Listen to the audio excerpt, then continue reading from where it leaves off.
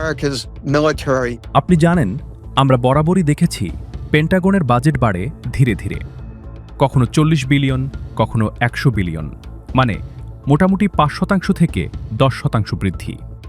কিন্তু এখন যা দেখছি সেটা সম্পূর্ণ ভিন্ন।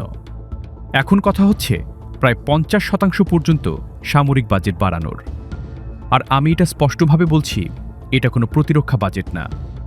এটা এমন একটি বাজেট যা ব্যবহার করা হচ্ছে বিশ্বে আধিপত্য বিস্তারের জন্য। এটা ডিফেন্স ডিপার্টমেন্ট না, এটা আসলে একটা ওয়ার ডিপার্টমেন্ট।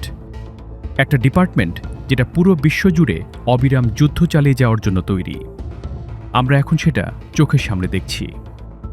শুধু ইরান না, আমি নিজেই হিসাব হারিয়ে ফেলেছি গত 1-2 বছরে কতগুলো দেশে আঘাত করা হয়েছে। ভেনেজুয়েলা, নাইজেরিয়া, ইয়েমেন এবং এখন কিউবার দিকেও নজর দেওয়া হচ্ছে। এমনকি গ্রিনল্যান্ড দখল করার কথাও বলা হচ্ছে। এই মার্কিন সাম্রাজ্যের চাহিদার কোনো শেষ নেই। I mean, there's just no end